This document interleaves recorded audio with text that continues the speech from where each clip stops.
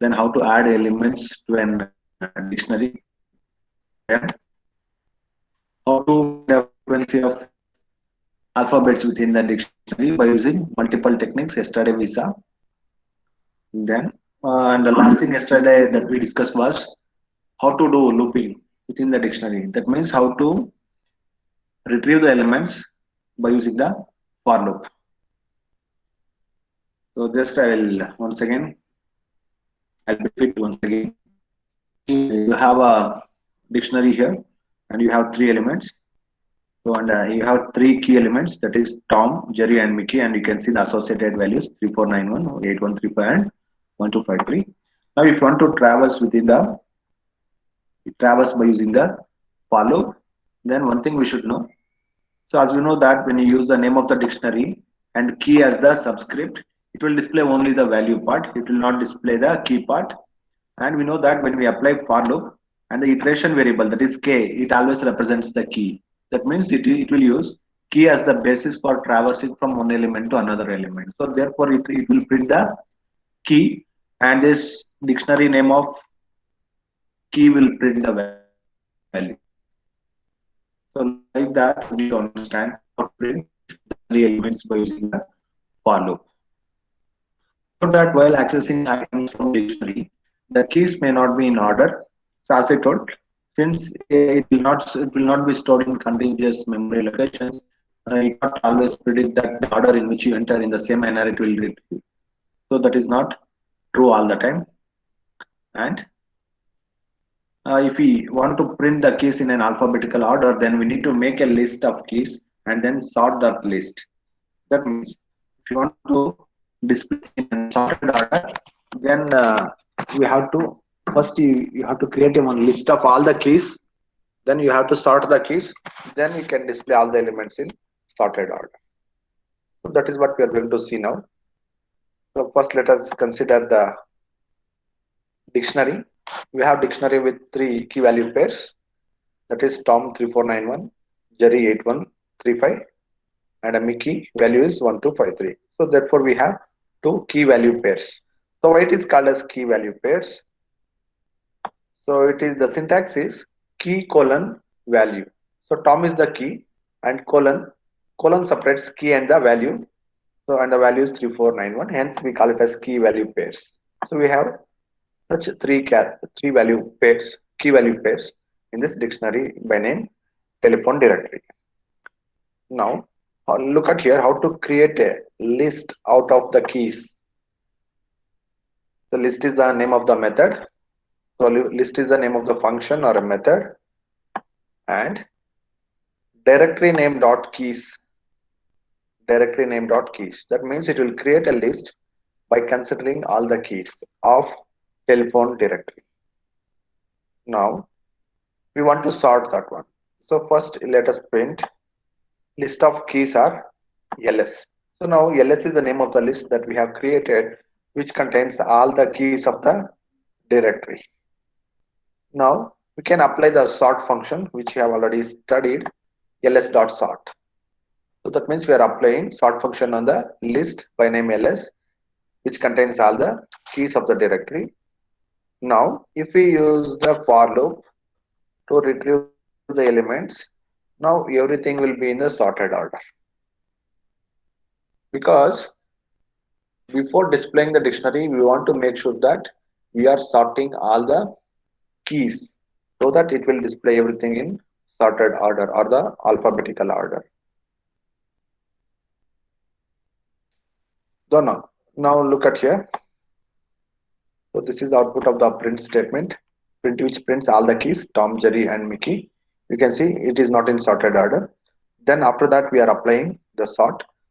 Then we are trying to display the elements of the dictionary. Now you can see J first, M next, and T at the end. That means all the keys are in sorted order. Now through this, the takeaway from this is that the criteria to sort a dictionary is always the dictionaries are sorted based upon the keys, not based upon the values. You can see here. So J comes first, then M, then finally the T. So This is called as alphabetical sorting. Sorting in alphabetical order. Students, anything you want to ask? Hello? Hello, I want the reply. Students, anything you want to ask? How to sort the elements of the dictionary? Hello? Hello? No, sir. Yes. Shall we go ahead? Yes, sir.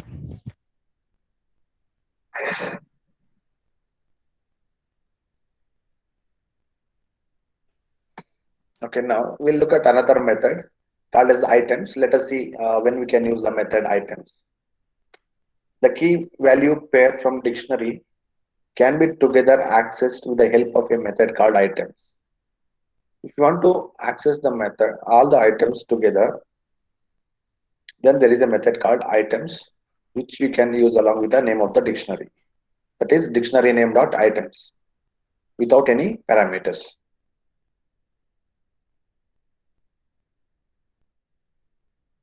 Dictionary with three key value pairs, and you can see here.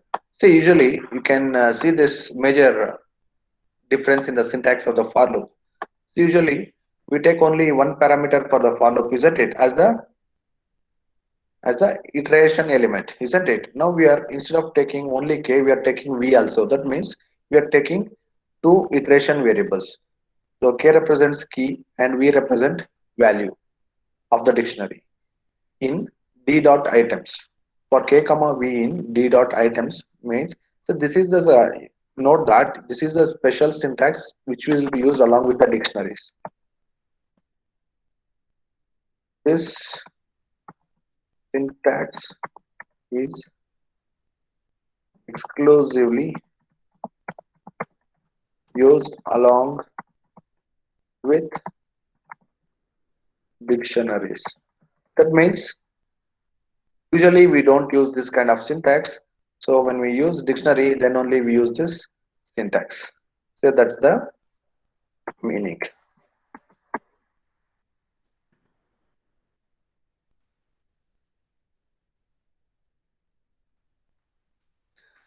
So see here, for k comma v, that is key comma value in d is what, dictionary dot items, print of k comma v.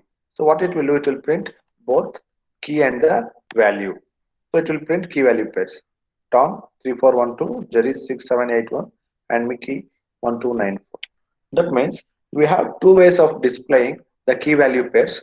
Therefore, by using items method like this, by using the special for loop for dictionary, which takes two iteration variables, that is k and v, that is key and value. So this is one technique, and another technique is the earlier one. So this is the another technique. So this is the other technique.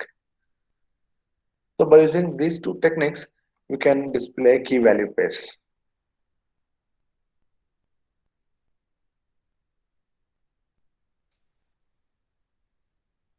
Students got it? How to use the keys method and values method.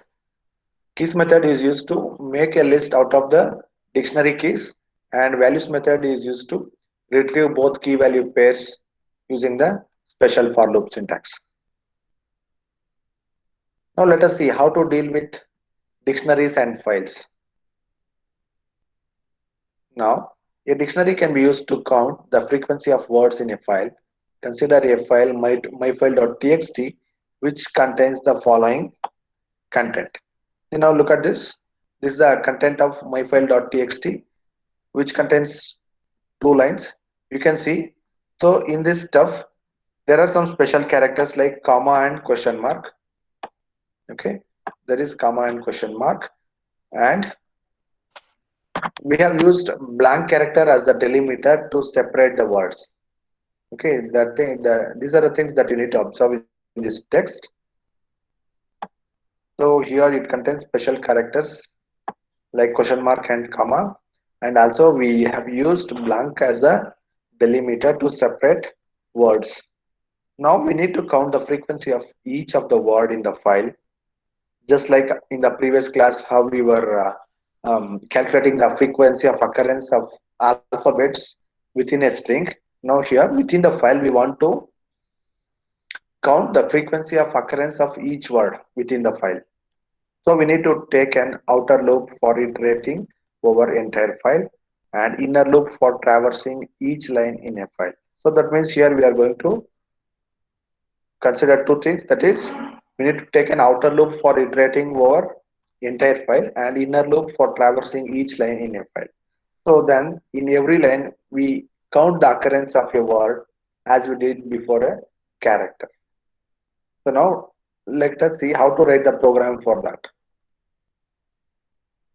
Okay, look at this highlighted region. So first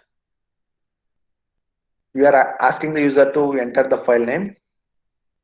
Then you can see here we are also implementing try, that is exception handling technique, that is try and except blocks. Try indicates the beginning of exception code.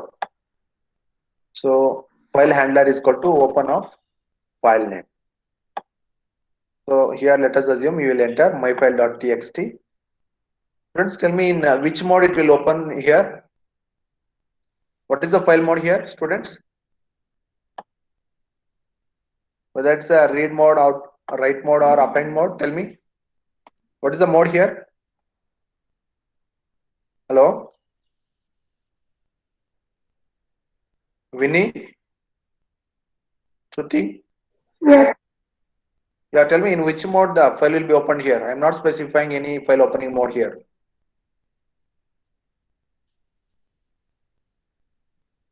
Manjunath?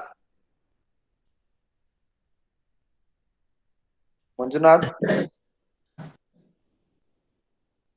See, if you want to open a file, usually we specify the file mode. What happens if we do not specify any file opening mode, which is a default mode?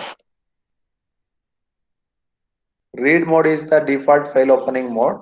That means since I am not specifying any mode, it will assume read as the default mode and it will open the file in read mode. So now for what purpose we are opening the file? We are opening the file to read the characters and to find out within the file the frequency of occurrence of each word. So each word how many times it is occurring in the file, that we want to find out. So now suppose if the file is not existing, it will throw an error. That's why we are using here try block. And in the except block it will give you the message file cannot be opened and it will exit from the program in case if any error occurs while opening the file, or else it will successfully open the file. Then we are creating the empty dictionary. D is equal to dict is the function. Dict is the function to create a dictionary, empty dictionary. Now we apply the,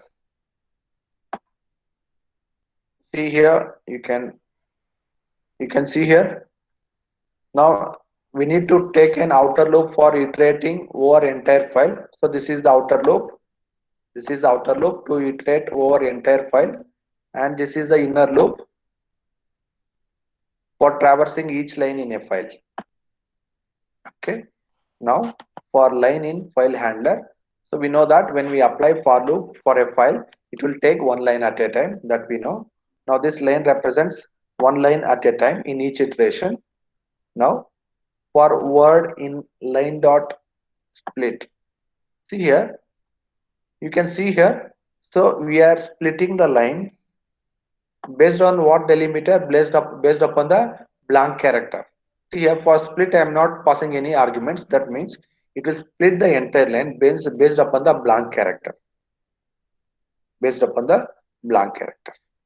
Now then after splitting d of word, okay, that means d of word is equal to d dot get of word comma 0. That means it will check whether that word is already existing in the dictionary or not.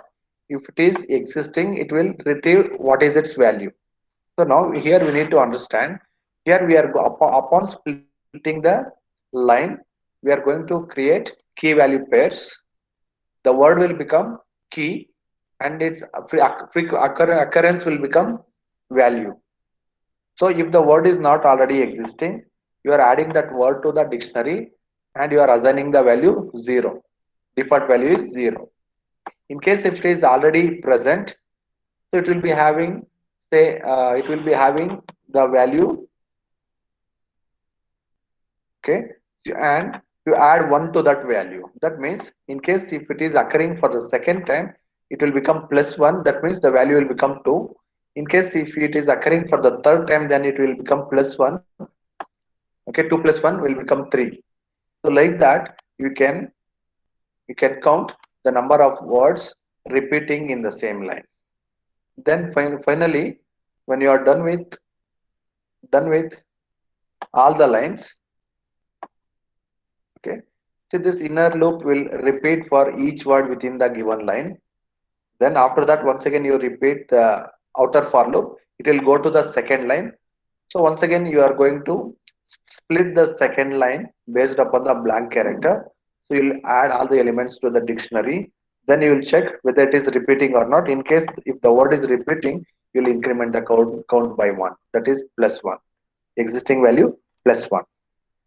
So like that you will deal. So once you are done with all the lines, then you will come out of the both the for loops. Then you are printing the contents of the dictionary. Now you look at the contents of the dictionary. Okay, look at here. So hello is occurring only one time in that file. How is occurring only one time. R is occurring only one time, and U is occurring 2 times. Okay, let us do the cross check whether it is occurring 2 times or not. Yes, you can see here. Here it is occurring once, and here also it is occurring once. So hence it got its value 2. Why? Because when it was occurring for the first time, its value was 1, and then when it was occurring for the second time, we increment the count, isn't it? Plus 1. D of word plus 1. So D of word was 1 plus 1 is 2. So hence it got the value 2. So like this, all the elements are split based upon the blank character. Then we have created a dictionary. Okay, students. So this will become an application of dictionary concept along with nested loops. Okay. Students, this is very, very important to understand the importance of nested loop, especially while dealing with the files. The file processing is very important concept, especially when it comes to the campus interviews. So most of the times they will ask you to write the programs based upon string processing or file processing. Okay, either they will ask based upon the file processing or string processing. So then you have to be well versed with using the for loops, if conditions very much effectively. See here the outer for loop is to deal one line at a time within the file, and the purpose of the inner file is to deal one word at a time within the line. So we can do so because we are using the split method and splitting the entire line, and out of that we are creating the dictionary. So what we are doing after splitting the line, we are adding elements into a new dictionary. Students, anything you want to ask?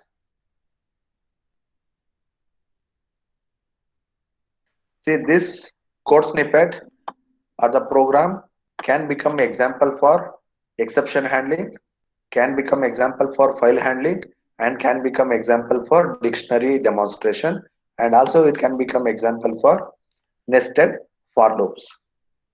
Okay, so this is the takeaway, students. So once you learn any concept, you need to understand what are the takeaways from this concept. So there are so many takeaways from this small fragment of code. Students, anything you want to ask? Hello?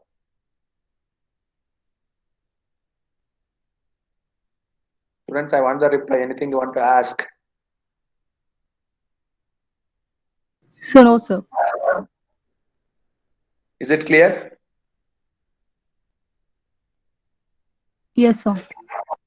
See, when we do any program, there is, sorry, any project. When you do any project, a project contains modules, and each module contains functionality. So this is one such functionality. So that means when you are good at concepts and when we have the utmost clarity about each and every concept, then doing the project becomes easier for us. So always what is important for us while doing the project, first of all, we should have the complete clarity about the requirements. Then we should have clarity about the technology or the programming tools that we are using. So we should know the strengths and weaknesses of any given programming language. Say for example, so whether you should be in a position to take a decision whether this language is good enough to deal with the file processing or not. Whether it contains sufficient library support to deal with such things, or do I need to write a user defined function to do that task. So that clarity must be there. And you should have very strong holding on the data structures. Say if you are selecting Perl, so what are the available data structures? If you are selecting Python as the language, what are the available data structures? Whether I can use list or dictionary. So that clarity must be there. When you have such a clarity, so doing the projects becomes easier.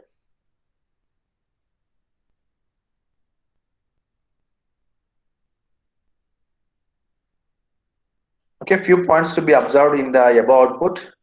The punctuation marks like comma, full point, question mark, etc. are also considered as part of the word and stored in the dictionary.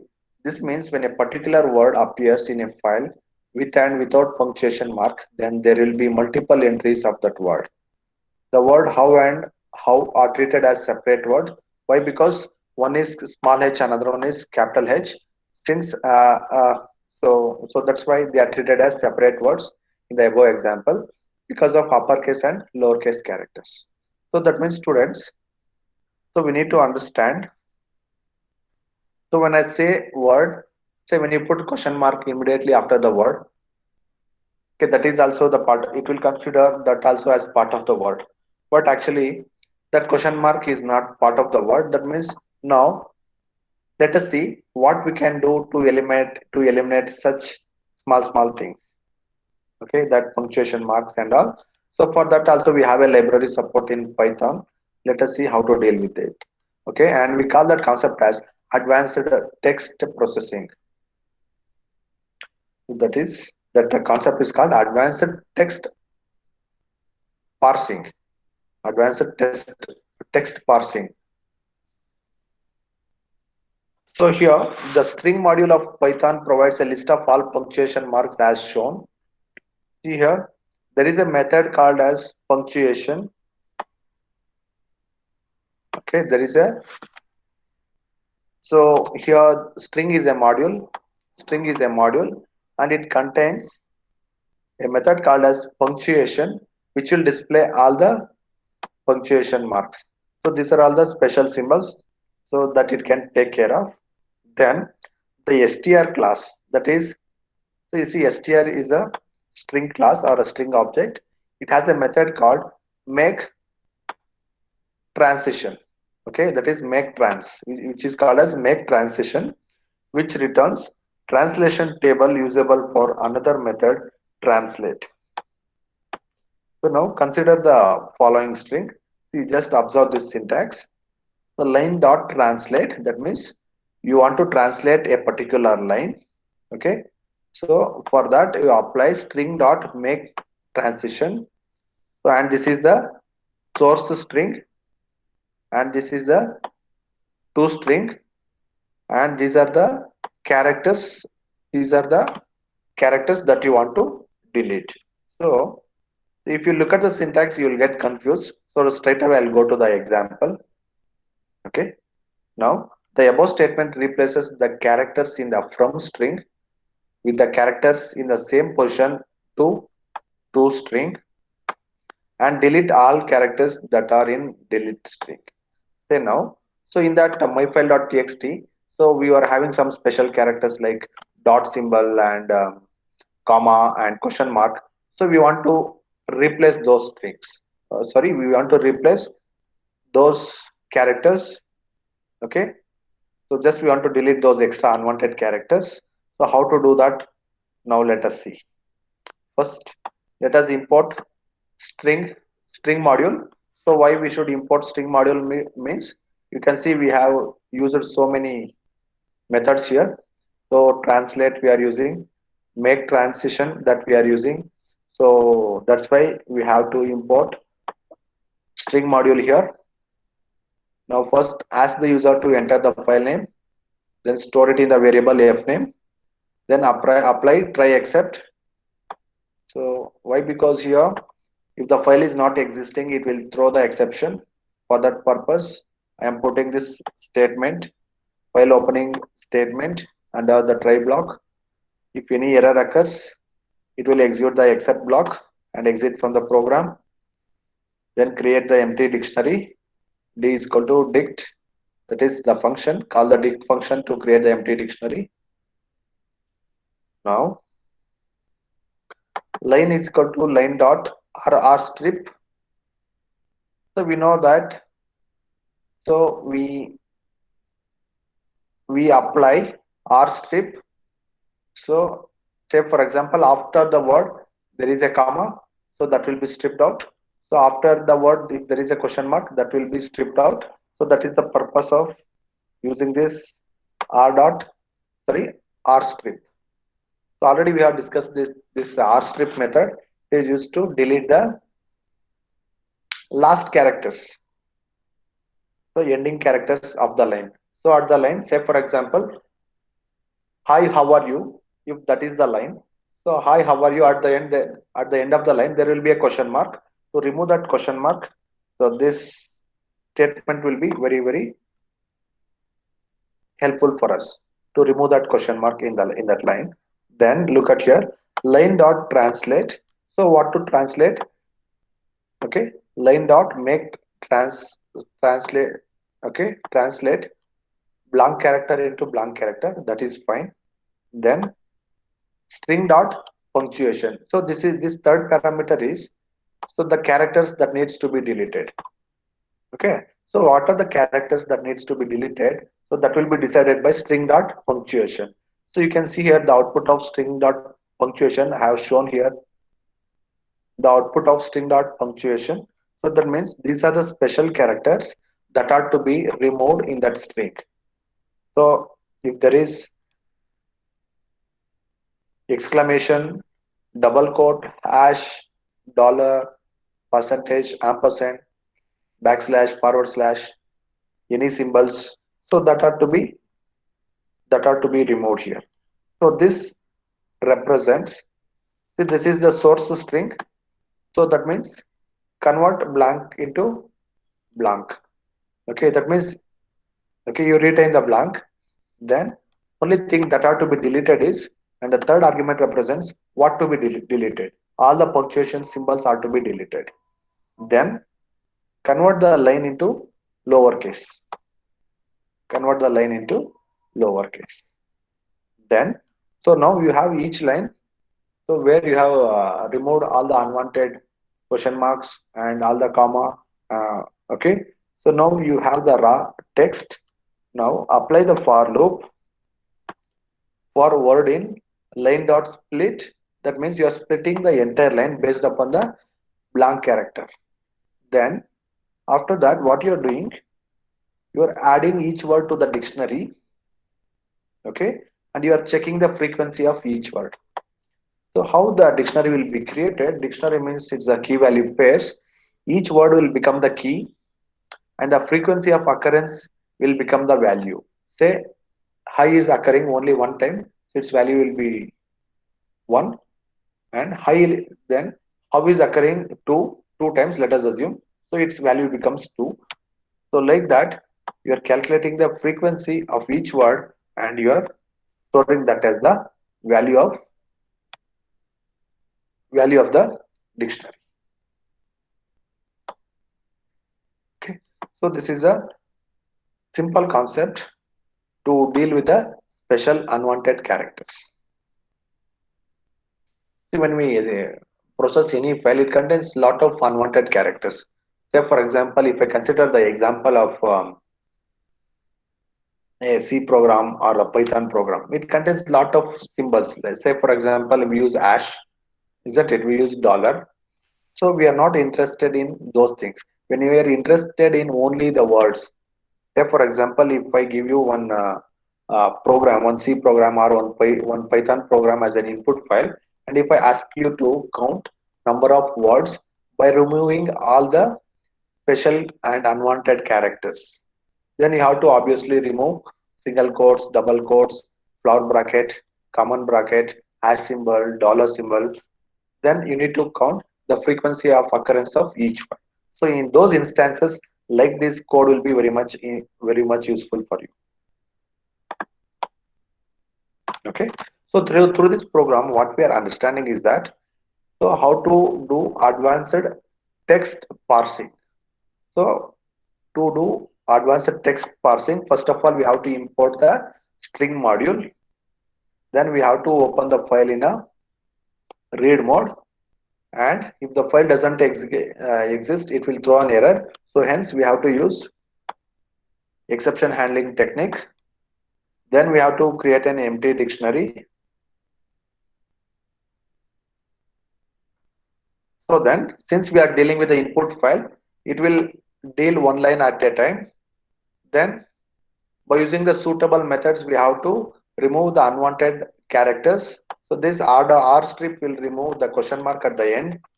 If there is any unwanted character at the end of the line, that will be removed. Then in between the line, there can be some unwanted punctuation marks. To remove that, we use this line dot translate. Okay, line is the iteration variable and translate is the method, and make translate, that is also one more method which accepts three parameters.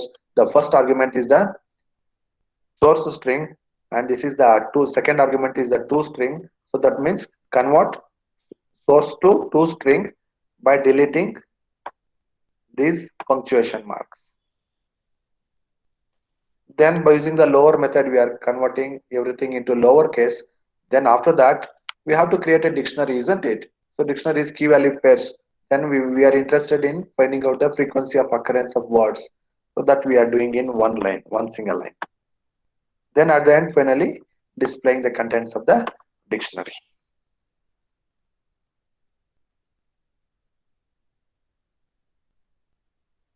That's it, students. So that's the simple concept. So today's class is very important for you. So I'll launch two questions, at least two questions from today's class, and also the case study based upon today's class.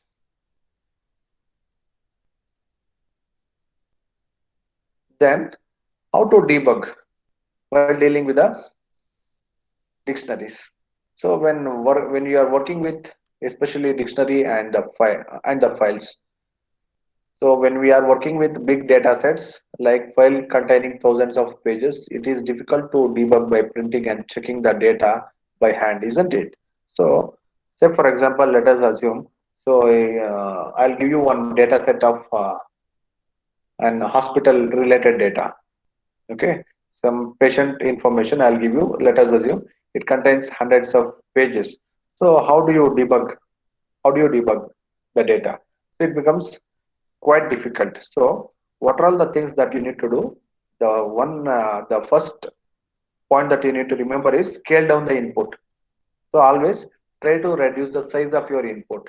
So instead of dealing such a huge file, okay, you divide that file into so many subheadings. Under so many subheadings, you subdivide, and so that you can scale down the input. If possible, reduce the size of the data set. For example, if the program reads a text file, start with just first 10 lines, or with the smallest example you can find. You can either edit the files themselves or modify the program so it reads only the first n lines. That means, so instead of taking all the entire input at once, you take one page at a time. for example, or first 10 lines at a time. Then you see whether your program works efficiently. Okay, then you can increase the input size. Okay, that is one, scale down the input. That's the meaning of scaling down the input. So when you are going to deal with the huge data sets, first you try with one page, or you try with 10 lines or 20 lines. Then you check whether your pros or whatever the program logic that you have written, so that is working efficiently or not. Then check summaries and data types. So instead of say, after processing, finally what you'll be doing, you'll be generating a report. So you just prepare the summary. Okay, say for example, instead of printing and checking the entire data set, consider printing summaries of the data. For example, the number of items in a dictionary, or total of a list of numbers. A common cause of runtime errors is a value that is not in the right type. So that means, otherwise what happens, you may end up with runtime errors and other things. So always you be very specific. You make sure that you will generate simple summaries, and you will produce abstract information. Okay, that will give the overall summary of the entire data set. Then write self checks. So the meaning of self checks are nothing but validations. Say for example, what happens? Say for example, when you are writing a program in Unix, where the input will be passed during runtime, that means using command line arguments. So you have to do the validation. So how you will do? If the number of command line arguments are not equal to 0, okay, that means you are checking whether you are passing the command line input to the program or not. So that is called as a validation. That is the self check within the program. That is the self check.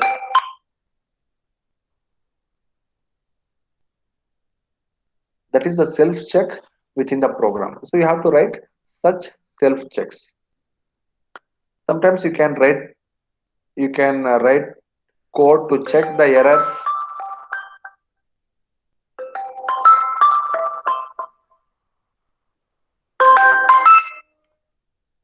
For example, if you are computing the average of a list of numbers, you could check that the result is not greater than the largest element in the list, or not less, or less than the smallest.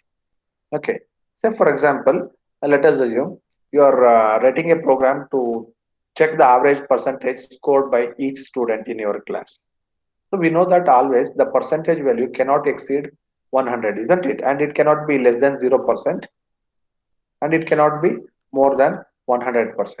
So that is one example. Another example, let us assume you are dealing with something related to dates. Date. You know that the day value, the range of the day is 0 to 31. Okay, in certain months. In certain months, it will be 0 to 30. And in case of February, it can be 28 or 29. So like this checks must be done. Okay, like these validations must be done, and such validations are called as sanity checks. That is also called as sanity check.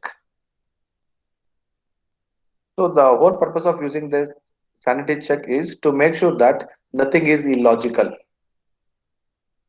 Okay, so whatever you are doing, that is not illogical. Your logic is not incorrect. And another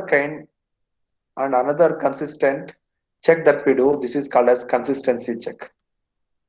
Okay, another name for that is consistency check.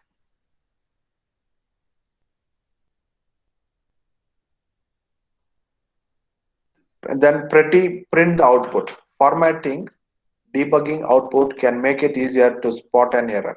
That means, so whenever you generate the final outcome or the final report, you make sure that you format it very, very beautifully, so that identifying the errors become easier. So formatting will always improve readability of your source code. So whenever your source code is readable, it becomes always easy for us to debug the errors. So what is good formatting? Good formatting means proper indentation must be there while displaying the outcomes of your report. Then neatly you need to highlight. Okay. So what you are printing. So that's about debugging. And today's final concept is hashing technique. Okay. So many times I told you, dictionary concept is based upon key value pairs. And to store and retrieve the values internally, it will follow a technique called as hashing technique. Okay. Now the time has come to understand what is that hashing technique. So there will be a function called as the hash function that is responsible for mapping the hash. So that is a key with a particular address. So let us see how to do that. Hashing is a way of representing dictionaries. So not a Python data structure dictionary. So in general, the dictionaries. So dictionary is an abstract data type with a set of operations like searching, insertion, and deletion defined on its elements. So that means when I say dictionary, you can perform searching operation, insertion operation, and deletion operation. So these are the three operations that you can do with a dictionary. The elements of dictionary can be numeric or characters, or most of the times records. Usually a record consists of several fields, each may be of different data types. For example, student record may contain student ID, name, gender, marks, etc. So that is called one complete record. When I say one student record, it contains ID, name, gender, marks, section, year of admission, and so on. Every record is usually identified by some key element, some key. Hashing technique is very useful in database management because it is considered to be very efficient searching technique. So one of the efficient searching technique in data structure is hashing technique. So now let us see how it works. Okay, see this concept I'm telling not only from your examination perception. So this is very much useful for your campus interviews. And this is not the new concept. I hope you have already studied this concept as part of the data structure subject. So here we will consider the implementation of a dictionary of n records with keys ranging from K1, K2 until Kn. Hashing is based on the idea of distributing keys among one-dimensional array. So that means, as I told, it will it will not be stored in contiguous memory locations. So internally, so to store the values, it may use something like linked list. So that's why I told. So in whatever sequence you add elements into the dictionary in the same manner, you cannot display. Okay, sometimes it may display in the same manner, or sometimes it may display in some other like the sequence of say the first element may display. So while inserting, so that may be the third element, but while displaying that may be the fifth element. That sequence may alter. So for each key, a value is computed using a predefined function, and we call that function as hash function. So the let us see for each key how to compute a value using the hash function. So this function assigns an integer called hash address. So for every key, it will assign an value. We call that value as hash address between 0 to m minus 1 to each key. Based on the hash address, the keys will be distributed in the hash table. So let us see what is the concept of hash table, how to generate the hash address. So if the keys are k1, k2 until kn are integers, then the hash function can be h of k is equal to k mod m. So what is k here? K represents the key. So for each key, I want to come up with a hash address. So to compute that hash address, this is the formula. H of k is equal to k mod m. Now let us see. Let us assume the keys within the dictionary are 65, 78, 22, 30, 47, and 89.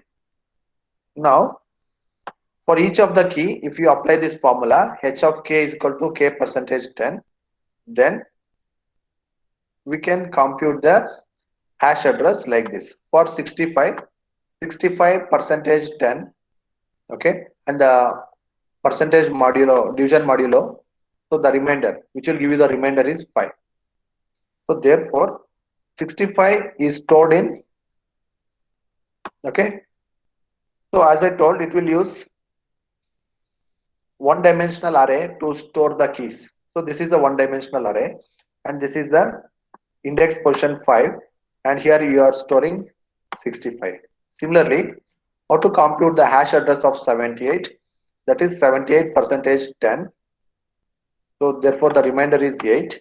So therefore 78 has to be stored in 8th index position. So this is the 8th index position where we are storing 78. Students, you got the concept how the hashing will work? Hello, I want the reply. Hello, hello students. Yes, sir. Yes, so this is very easy and very important, very important from campus interview perspective. In the campus interviews, most of the times they will ask you questions about data structures, and they will ask you questions about text processing, pattern matching, and searching and sorting algorithms. Okay, your campus interviews will mostly revolve around data structures, searching and sorting techniques, file processing, and string processing. Keep this in your mind. And hashing is very efficient searching technique. So that's why I told. So now this 7 acts as the, say for example, now if I assume 47 as the value, so 7 becomes the key. Okay, so once you know what is the key value, what is the key, then it becomes easy for you to extract the value. So now this logic is used in the dictionary, isn't it? So in the dictionary what happens, you say for example if you want to extract very specifically 47, if I assume 47 is a value within the dictionary, then you are supposed to know what is its key. So now here its key is nothing but the index, that is 7. Okay, so like that the hashing techniques will work. In general, a hash function should satisfy the following requirements. A hash function needs to distribute keys among the cells of hash table as evenly as possible. So that means you can see the here it is distributed. So if you consider this as the hash table, here the keys are distributed. Then a hash function has to be easy to compute. Yes, you can see here the logic is very simple. It is easy to compute. So these are the requirements of the hashing function. So the requirements of the hashing function is that it must distribute the keys. Yes, it is evenly distributed, and it must be easy to compute. Yes, it is. We have a very simple formula. It is easy to compute. Okay, students, that's it for today. So our next class, I think it will be after the internals. Okay. So for the internals, you have to study after that is the second half of the second module and the third module up to dictionaries. Okay, up to today, how much ever I have covered, that much you need to read. And for innovative question, I'll consider for innovative and case study, I'll consider the concept of list and dictionary. So based upon the concept of list and dictionary, I'll ask one question. Okay, and moreover, I'll send you the case study question in the mail. By today evening or by today night, I'll send you the case study question through mail. Okay, so you prepare thoroughly. Thank you.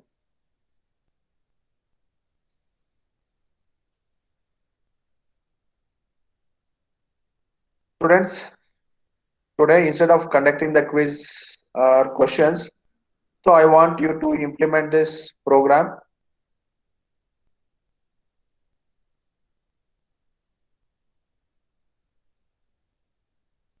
So I want you to implement this program. Now what I'll do, I'll create an assignment within the GCR. You are supposed to execute this program and post your outputs on the GCR. Okay, you have to post both source code as well as the output in the GCR. You have to execute this.